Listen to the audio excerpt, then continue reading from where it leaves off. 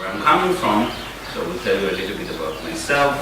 So I'm originally from Israel. I lived most of my life in Israel and worked for different organizations. One of them was Taliban, the ones who remember that organization, working on some military projects for 2 years. So drones are very familiar products that I'm familiar with, and a few others. And I did it for a few years, and then I moved afterwards. Hi. Hi. Are you joining us? Yes. Great. Thank you. Fantastic. We just started, so just on time. Okay. You can take some chairs.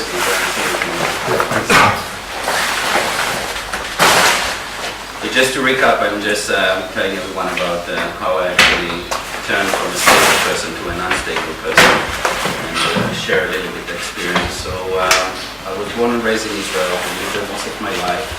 I worked for a few organizations over there. Started in a big organization which is equivalent to Siemens, building from consumer products all the way to military products. Then in the year of 2000, I joined Orange Israel, and they had at the time mobile phones, but mostly for voice, and they asked me to build them a network that will actually include data services, so to build some data services. It happened to actually work when I actually built the 3G network for them, so they were super happy. I was also very, very happy. And they actually gave me to actually do some strategic projects, like to play with whatever I want. So I opened some secret labs in the lower floors of Orange at the time, and played with like voice over IP technologies, which in the year of 2003-4 was a very new technology. I tried to see how you can actually do certain things with voice over IP and mobile. Played with it for a year. We didn't actually launch any service, but strategically it was actually a very interesting kind of concept. In the year 2005, something happened. A good friend of mine from Orange told me that the UK is actually running a high-risk immigration program that actually let people move into the UK without the need to find any job or anything. And I told him, what is it good for? A good life, you know, a good job, living in the center of Tel Aviv, everything is actually fantastic. Anyway, he managed to convince me. He told me, don't worry, it takes really, really long time till they actually approve it. It took him something like 7-8 months till they decided. And 2 weeks after I actually applied, I got a letter saying, you know, you're most welcome to come and you need to move in 3 months. So I said, okay, that's a little bit against my personality, but we will try to actually cope. So I let my bosses know that I'm actually planning to leave. I gave my boss, direct boss, a letter. He was so happy, he thought that I'm actually giving him my invitation letter for my wedding. Until he opened the letter, and then his face actually changed colors a little bit. They tried to convince me to stay, when they realized that it's not going to happen, so they said, okay, so we're going to help you, which was a very interesting kind of thing. Nevertheless, on the 5th of May 2005, I moved to London. I picked the date specifically to remember because I'm very bad with the date. And I started work actually as a consultant for a technology company that gave services to mobile operators over there. And then I got a call from Hutchison, who are actually the owners. They were the owners of Orange at the time in Israel. And I had the most interesting interview ever. I was going to an interview, very senior manager of the organization actually sat with me and spoke for 2 hours, didn't let me actually put a word, and then he said I got a job. And so he offered me to... I'm a very good listener. So he offered me to run the innovation research activity of 14 mobile operators. So it was very difficult to say no. Actually I did it for a few years. And then that was actually in London, very interesting city. And then in 2010 I decided that I had enough. It was interesting, and I learned how actually things work down up. I wanted to understand how things actually go the other direction, how do you actually raise money, how do you actually communicate between shareholders and CEOs. It was a domain that I was not actually expert on. So I told them I'm going to leave. They said, why? And I explained. And then during the years in London, I met some of the shareholders. So I worked for Lee Kashim. Lee Kashim is the richest guy in Asia. And I met with his life partner, and she actually saw some of the project that I worked on. She said, give me 3 days and let me think about it. And she spoke to him, and then they actually decided to give me the opportunity to work on their private fund. I didn't know much about the private fund, but since, so she said, let's actually do it as a trial for 3 months, and that was 6 years ago. And during the time we've done quite a lot of things. But what I wanted to actually share is mostly about the changing lifestyle during the past few years, and the whole concept of stability, home, world got new dimensions and new actually barriers. So new horizons. New horizons, yes. And it's a free session, so feel free to actually ask questions in the middle as well. So during my time in London, I actually lived in a nice place in London, and then when I started to actually see that I'm flying quite a lot for work all over the world, I thought that the whole concept of actually having a house it's slightly irrelevant. So I thought about it for a little while and thought, well, what's the point really in holding? And then I actually decided there is no point. I better actually, keep one thing which is stable, which is the job, and then actually just to travel around. And every 3 or 4 months to actually change the views from my windows. So I thought about that was actually in 2012 when I decided, the share economy concept actually came to life. We started to see Airbnb and Uber and all the other services coming there, and I said, hey, that's fantastic. Actually, that's going to actually be a good kind of an exercise to see whether it's actually working or not.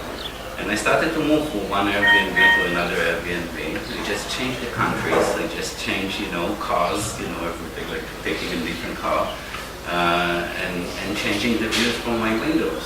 So I started, after actually selling my place in London, I moved to Barcelona, which was quite different to London. I tell this story when I used to open my window in London in the morning, I'm smiling, and then you actually say, there is more light inside than there is actually outside. And when I came to Barcelona, when you open the window in the morning, wow, you have so much light compared to actually the inside. So it's actually just changing the views when you open the window. I stayed in Barcelona for quite a few months, fell in love with the city, and then it was a time actually to move on, because the plan was 3 months, and I was not actually following the plan, because it was fun. But part of the plan was not to have a plan, so it actually worked pretty well. So after leaving Barcelona, I moved to Berlin, and Berlin in the summer is a fantastic city, amazing city. One of the rules that I had was actually in every city that I actually moved to, I have to live in the city center. That gives you very good visibility on some of the aspects of a city in terms of food quality, people that actually around, and making a lot of interesting friendships that way. So that was one rule. Second rule was, since I'm moving every few months, then what happened with luggage? So there is a very strict rule. I'm a proud owner of 3 suitcases that travel with me all over the world.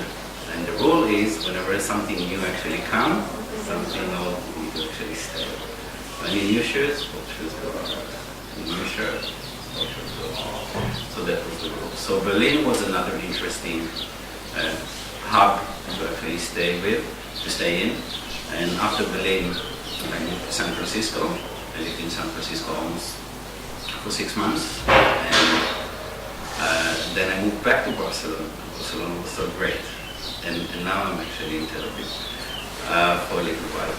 Now, what I wanted to say is that as part of my private interest in those interesting cities, it was actually a work element that worked pretty well, because in each city I managed to actually meet all the most interesting people on the startup hub, VCs, and incubators, and many other interesting people that actually helped me to find very unique opportunities to invest in really good companies. So in Israel, I made 29 investments. In Berlin, I made 6 investments. In Spain, I made 21 investments. In San Francisco, we made a lot of investments. So it was actually a way to open the world from a small hub that was actually very well integrated into a much wider kind of a hub and create new relationships. So that's in a nutshell kind of my story, and I would be happy to actually show it. You have family in Israel, and what about homesick? Homesick? Yes, of course. I have my family, my parents, my brothers in Israel, and one of the good things with my work was that I was actually traveling quite intensively. So to Israel, I was coming every month, at least for a week. So that was actually. And when you say homesick, then you need to define what is home. Yes. So home is where your heart is. Home is where the heart is.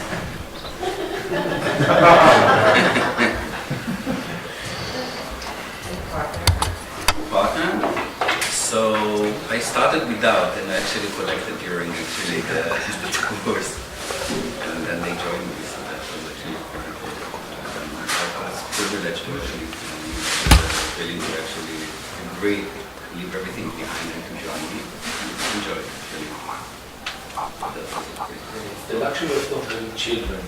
For those of us who are parents, this lifestyle is not really an option, even though. Some people I know that have children still do this. With children probably today, maybe positive afterwards, maybe it's a little bit more complicated. But it's different, because you developed a lifestyle that was really centered about what you feel like. So everything was flexible. You go everywhere, you could invest everywhere. You had total freedom that is very atypical, because mostly people have strings attached. Correct. That, it's possible that some of them are imaginary, some of them are, we feel like we have to, I don't know, But this visit our parents every week. Maybe we don't, it's okay not to.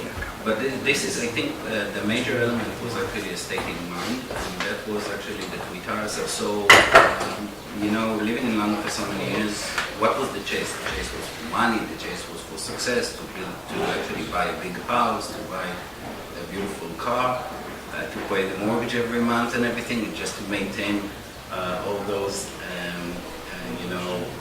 properties or whatever I actually had at the time.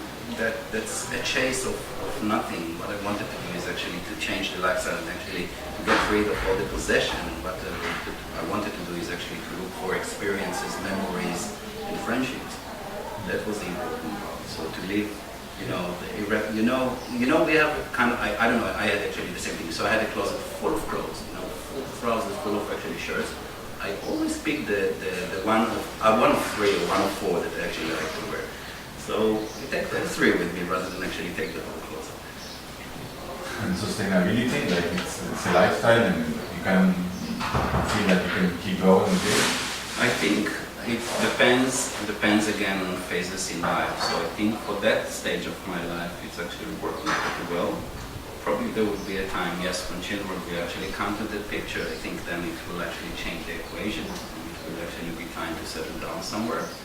And since I move between so many places, so to settle down between in a place, that can be more than one place. I saw so many people actually that living, in 2 locations.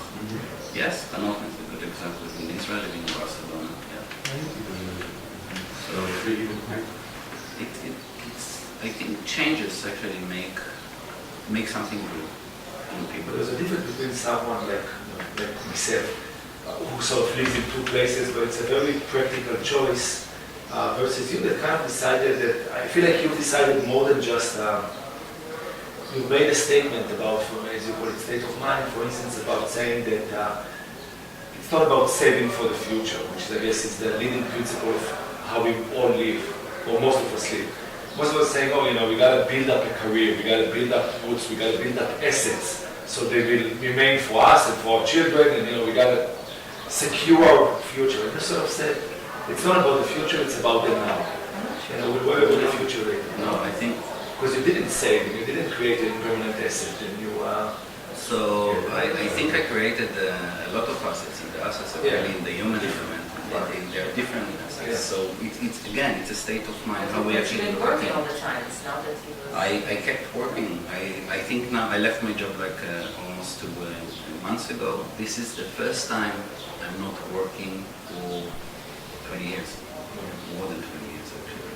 So it's actually I managed to actually, you know, not only I saved. Why I will tell you why I saved. Actually, I didn't have to pay all the bills every month because it's only one payment. Airbnb you only pay once, right? That's it. You don't need to worry about anything else. Just pay for one person for a month living actually in their property, and that's it.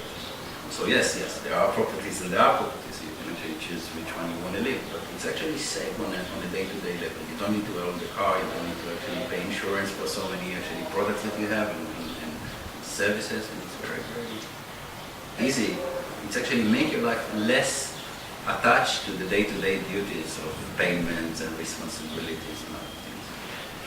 Do you have anything left from your former life, or did you resell everything? So like every closet, the TV, whatever, stuff that maybe has some value for you? Value? So And if not, how do you keep it? yeah, so I had a 5-bedroom house in London, so and I managed to furnish it quite quickly. So I sold most of it, and the things that I actually loved I gave as gifts to my friends and family. I kept personal stuff like albums and guitar that I had and a few minor things, and I kept them actually in the storage. But that's it. You look, if you don't actually use something for 2 years, you don't even remember that you actually have that thing. So you don't miss it. It's not true. I just found a box with stuff I kept for living to New York 16, 17 years ago. Uh-huh. And it was such a pleasure to find those things. But that's, you know, about getting in touch with things. But I actually want to ask those people, those who say became other friendships. The truth is, those are very short-term friendships. And from my experience at least, those are very these days. You know, it's really hard to keep them up. So are you still keeping up your friendships from all of those places? Yes. So I think maintenance of friendships is a job for itself, and there are more talented and there are less. I think I managed to actually pick the ones in each city that I actually lived in, and I made a very strong friendship with them. So although we don't speak every day, with some we actually, you know, on WhatsApp like a few times a week.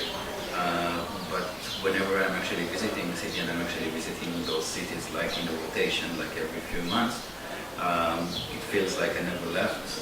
Always like staying, I'm welcome and actually invited to stay with those friends. Whenever I'm actually get to a city, we organize dinners together with the friends, and we actually go out and we do things together. So it feels like I have a group of friends, which with some of them you can actually develop a deeper level of friendships, with others less, but I think it's like every other place. And we pick the ones in each city. Just an interesting example, so a good friend of mine from Berlin was in New York, a good friend of mine from Barcelona was in New York, and a very, very good friend of mine from New York was in New York. So I actually invited those 3 people to actually for dinner.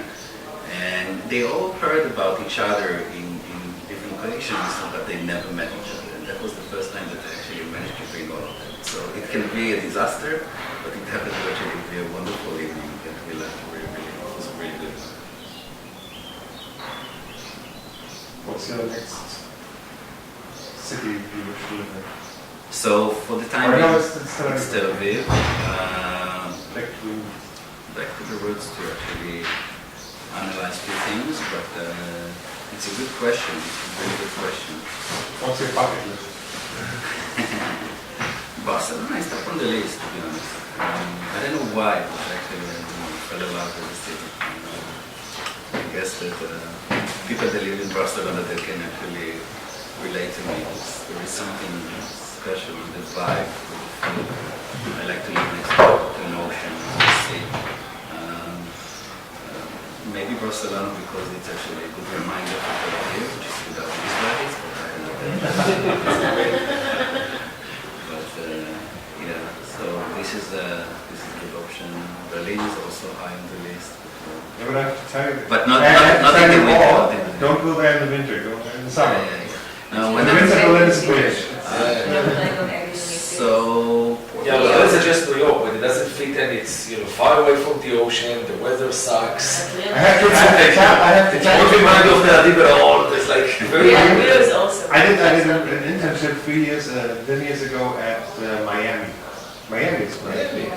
It's warm, beach, people yes. speak English. But also, I think also the proximity between the location is also quite important. Still, I like to be between 4 to 5 hours away from Tel Aviv. Okay. Still, for homesick, I don't know if homesick, but visit my family over there if I need to.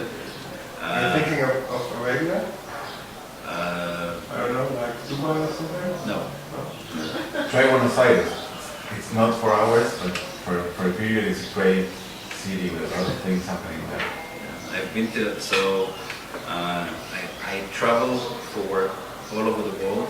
This part of the world was not included, but privately actually did it in 1995, and it was amazing. I'm sure it changed since quite a lot, so definitely was actually. Okay. I'm living in Barcelona, so I can only speak for Barcelona. Yes, go for it. I just wanted to ask you, probably it's a collateral question. I was just a little bit surprised when you were mentioning the projects that you were investing in terms of the different places that you stayed, that you only had the Spanish project you invested. So what was the rationale for that? So what is driving such a low number in terms of projects that you invested in, if you compare to some of the places? Compared to other places, that it was. So I think the motivation for me was first to get closer to the ecosystem in each place, and secondly, to make some investments whether there are actually good opportunities. The one in Spain, I found only one that was actually relevant for the focus that we actually had at the time, and we believed in it, and we decided to pick it up. And I always try to actually look for more, but I think it happened that I actually lived in technology hubs, cities, San Francisco, Tel Aviv, London, and Berlin. Barcelona, I think it was 3 years ago, so it was not yet developed in 11 that it's actually comparable to some of the other cities. It takes time, so what I wanted to do is to see the city. Invite you to Madrid to come to our accelerator. There is a lot of interesting projects there. And I invested actually in a company in Madrid, traded, one. yeah. Then we'll talk about that. But we have a very nice ecosystem there. So But we said yesterday that Let's the do the world same is as actually. kids. Let's do let's figure out, take the kids, and yes, they're not going to get proper education, they're not going to make meaningful connections with friends and other things that seem to be the foundations of life at that age, but maybe there are other things that are more important. You kind of do them anyway. Even the summer in New York, there's some they kind of do breaking the lifestyle. It's a little, it's like a side dish, it's not really challenging the foundations of lifestyle. It's like a little, most people go for 2 weeks in the summer, we take them for 2 months, okay. A difference, but not a big, They still have a lifestyle that is similar to the... I'm sure, language-wise, actually, creating some bonding with local friends that they probably have when they are actually in Europe, and it's a bit, I think it's just to open your mind to different things. When I first moved to the UK, what was obvious to me at the time, it was like 11 years ago, that there are a lot of black people on the street. Now, I don't have anything against black people, but it was so obvious because there are so many of them. So suddenly it actually looked, wow, it's very obvious. Or or Chinese or other people. So your eye and your mind actually getting used to people from all over the world.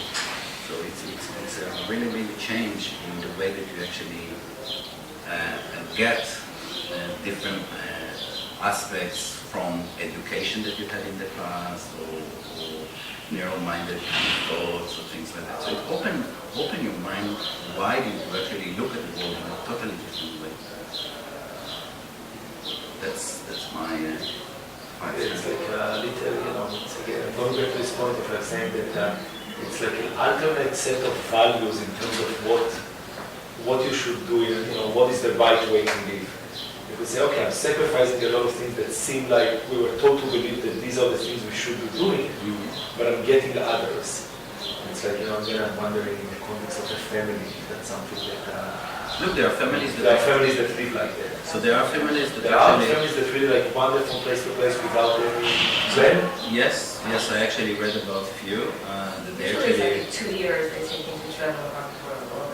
But that's a plan, you see, that's the difference. So the whole thing is like, they're going to say, you know what, let's not plan. Let's not worry about the future. Let's figure out what we do now and play it by ear. I will tell you. So this is actually another experience. So living in London, I was actually planning 5 years ahead. Everything was actually planned, and I had a couple of friends that the farthest they actually planned was yesterday. They don't plan far, and they were the most happiest people I've ever met. They never worry about anything. Everything is super happy, everything is super good. And I was always worried about, what will happen. I will make money, I will actually, succeed to get this, I will do that, I will get the job that I want to do. And they're living, I think, much happier life. But yes, it should be balanced, it should be somewhere in between. So yes, make plans maybe. But not to plan too much also is not that bad, because then you're actually receptive and open for opportunities. When I actually lived in London, I was in my golden cage and nothing happened. But when suddenly I actually opened myself to the world, so many things happen, so many opportunities. So that's a change again. I think there's kids aside, because this is a really correct. I agree. Definitely a different question, and it depends a lot on the family and the kids and many things. But I think there's also some sort, at least in the Israeli post-Polish culture, there is also some extra ties, an extra stress to get a home and get your link to the ground. So the stamp that you have a home and yes. There's something like this, and even I think challenging it is challenging more than just the question of where I live. So there's like another layer of when you do that. So I think first of all, I managed to achieve those goals. I had what you actually say, a stamp, a beautiful house like in London and one in Tel Aviv, and everything was great. But I don't live for the expectations of others. I actually live for my own expectations. I'm setting the goals, I'm setting actually the expectations, what I want to actually achieve and what I want to get. It's way beyond what other people. I think, yes, of course I respect other people and I actually listen to other people, and I think it's important to actually give respect and listen to other people, but what we want to do with our lives, it's ours to do. And I think it's interesting because I said in the beginning, the expectations. So parents, let's say for example, parents is an example now. They have a very clear expectation on what they actually plan for you in your lifetime. You need to get married, you need to have actually 3 kids, you need to have a house, a big house, you need to have a good job for life and everything. But with time they realize that your happiness might actually come from other directions, so they're actually happy for you when you're happy. What made you to... sorry. What languages do you speak? Hebrew, and I mumble a little bit in English. And what made you to switch, the change? Like you have been in this golden cage and looking like very sensitive to others' expectations, and one day you just decided you started out that way.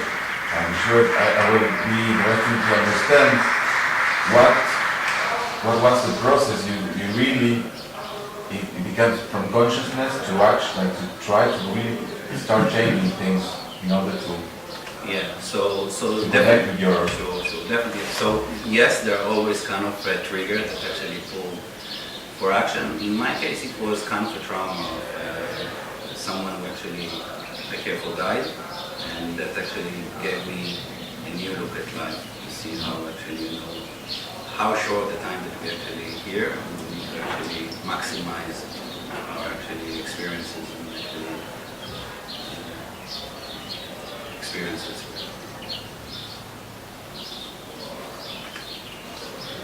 It's a circle.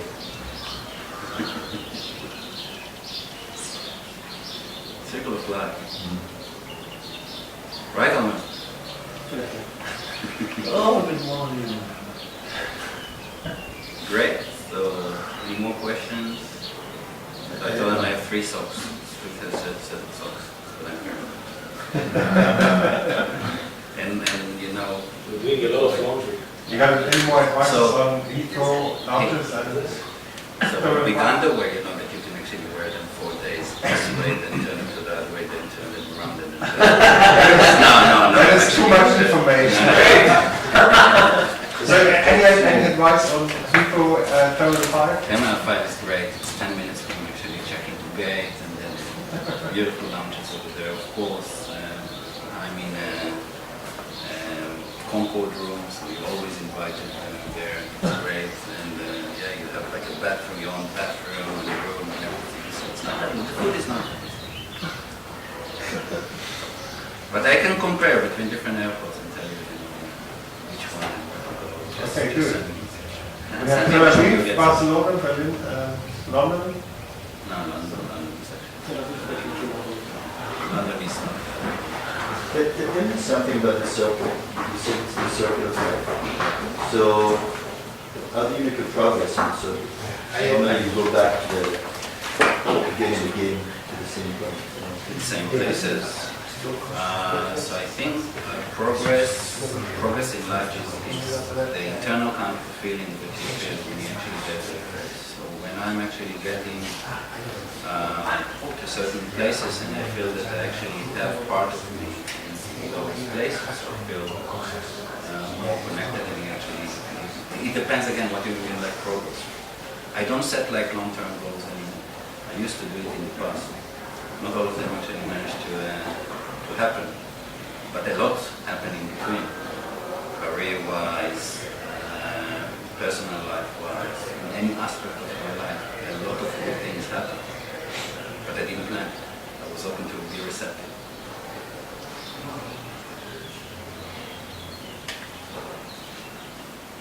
Great. Good. Thank you.